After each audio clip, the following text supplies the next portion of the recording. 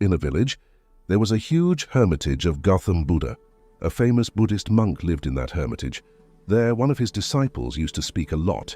He used to talk here and there all the time. When he went to collect donations, he would bring a new story from every house and tell it to the other disciples of the ashram. He used to talk badly about one disciple to another, backbiting and trying to be good in front of others. He used to praise himself from his mouth and always tried to prove himself to be the most intelligent and best in front of the Buddhist monk. He considered himself different and superior to all the disciples. He said, "I am a child of a rich family. If I wanted, I could have lived a comfortable and full of facility life, but I left all that and came here because I have to discover the truth, to know myself, to know life. That's why my sacrifice is bigger than all of you." One day, the Buddhist monk called all the disciples of the ashram and said, "All of you have to make some resolution for the next 1 month. This will strengthen your determination power and will infuse self-power in you. All of you can make any resolution according to your ability. And if any one of you breaks your resolution before 1 month, then he will return to his old routine." All the disciples took big or small resolutions according to their power and went away after telling the Buddhist monk about their resolutions.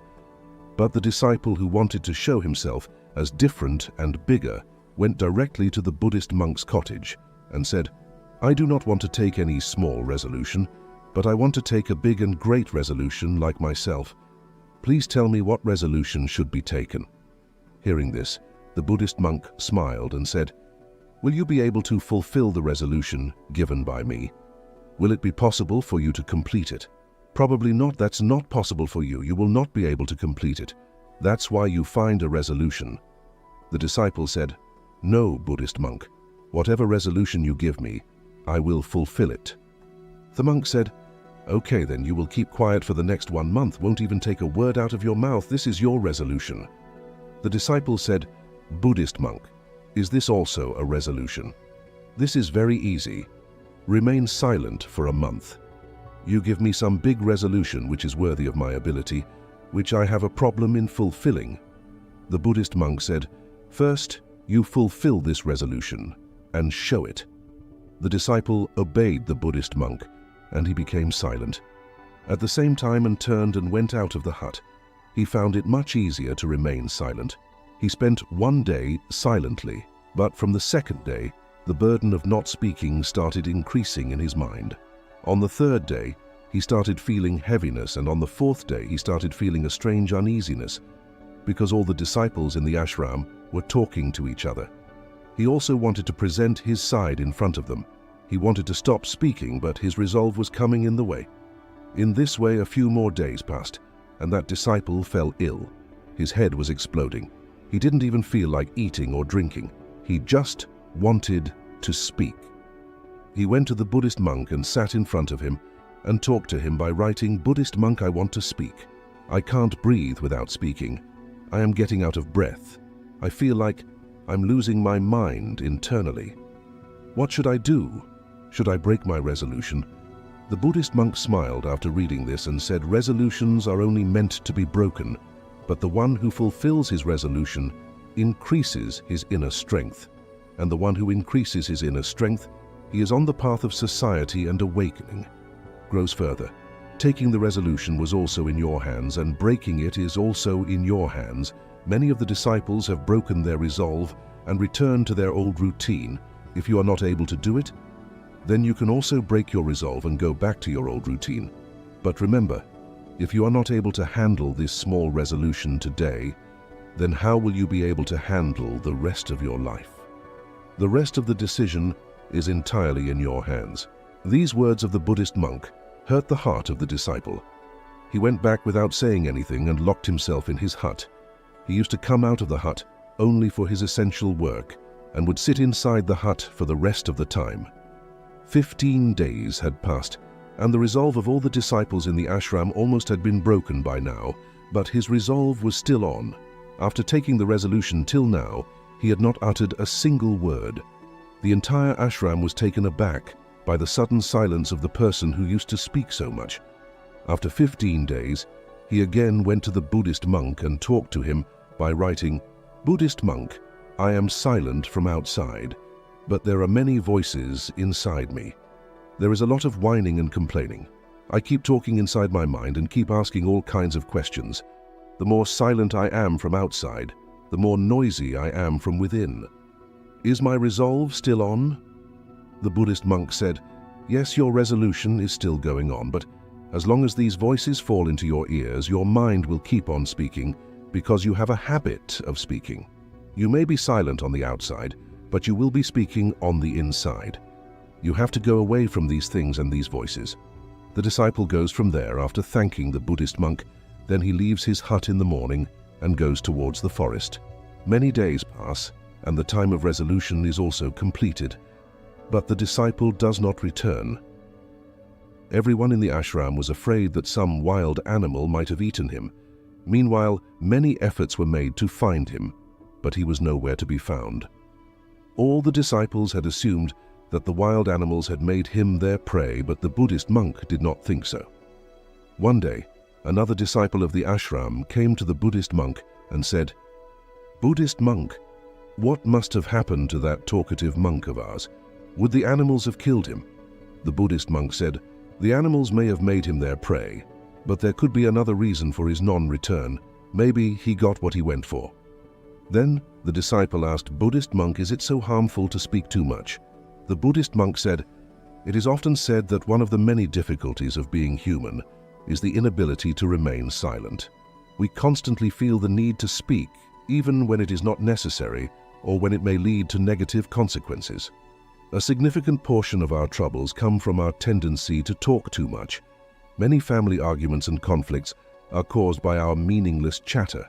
We all want to be heard, but we often fail to listen to others. Instead, we focus on expressing our own opinions and convincing others that we are right. This only leads to more misunderstandings and resentment. This pattern of speaking and not listening continues throughout our lives, causing unnecessary stress and misunderstandings. But in this ignorance we lose our time, our life, our understanding, and most important and precious moments, which can be lived, which can be experienced, which can be enjoyed. But what do we get in return? Nothing. Everything becomes futile and wasted. Only a few people realize what we have lost in this madness, just as other people do not know about their arrival. Similarly, they do not know about their departure. The disciple said, "Then what is the solution?" The Buddhist monk said, "This is the only way. To watch your thoughts with full awareness. Contemplating all mental problems by staying in the present and doing your work with full awareness brings miraculous changes in life."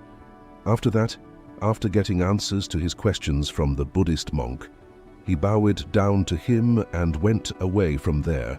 It had been 3 months since the disciple had left the ashram, and there had been no news of him.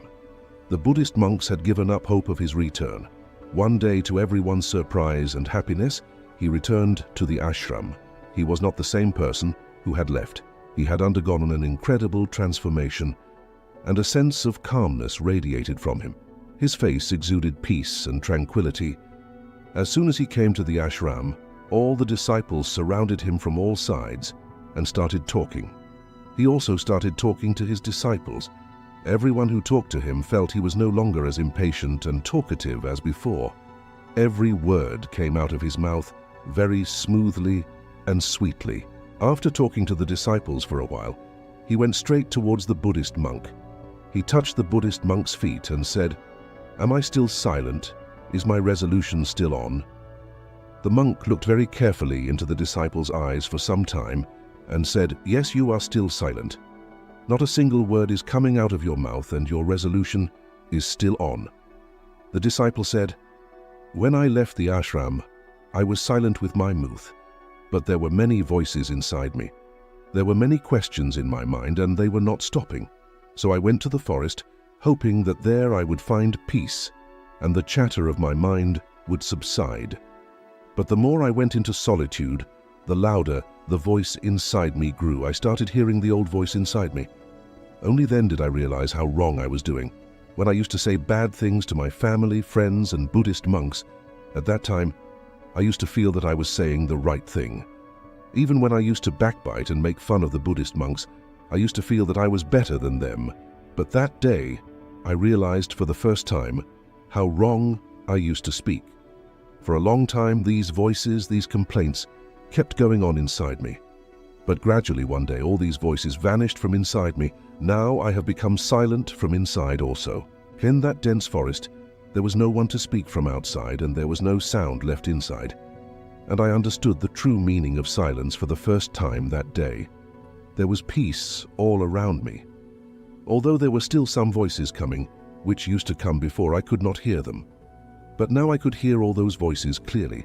The sound of the wind blowing, the sound of birds chirping, and the sound of flowing water. I heard all these voices for the first time with full consciousness. I had never felt so much peace around me before, so to disturb this peace for the first time, I took any word out of my mouth. I shouted, "Oh God, what kind of peace is this? Why is everything so quiet? What happened?" But even after my shouting, the peace was not disturbed. Everything was as calm as before, outside as well as inside. Dear monk, I had a conversation with my fellow disciples and with you. Physically, I am talking and walking and observing everything around me. However, I feel completely alone internally and in silence. Even when I try to express myself, I still feel isolated. Now I can see everything clearly and hear everything more vividly. The Buddhist monk said that unrest within us is caused by speaking excessively on the outside. However, when we turn inward, we remain calm no matter what we say. Most of the world's evil originates from our talking because we fear silence. We speak more than necessary and fail to listen to others. Instead, we interrupt them to make them understand who we are and what we can do. This becomes the purpose of our lives, and all our energy is wasted in meaningless conversations. Such a society is filled with sorrow because people don't listen to each other or try to understand. They don't know the value of silence because it makes them feel small. The reason behind all the battles in the world is our excessive talking. Therefore, we should speak only as much as necessary to conserve our energy. Unnecessary talking never allows us to go inward and always pulls us outwards. If we want to turn towards our inner world, we must keep our mouths closed. That's why all the Buddhas who became enlightened ran towards solitude to avoid speaking too much and listening too much. They remained calm in solitude, allowing them to travel within easily. Even while living in this world, we can live in solitude and remain calm. But for this, we must save our energy, which we waste on meaningless words. The lesson of this story is that speaking in vain is a waste of energy. Those who want to travel inward must keep their mouths shut. As we come to the end of this Zen journey, I invite you to become an integral part of our Inspira Zen community. If you found inspiration in this story, support us by hitting the like button, sharing it with your friends, and leaving a comment below with your thoughts or any Zen stories you'd like to hear next. And for more moments of motivation and tranquility, don't forget to subscribe and ring the notification bell. Your engagement fuels our journey. Thank you for walking this path of wisdom and enlightenment with us.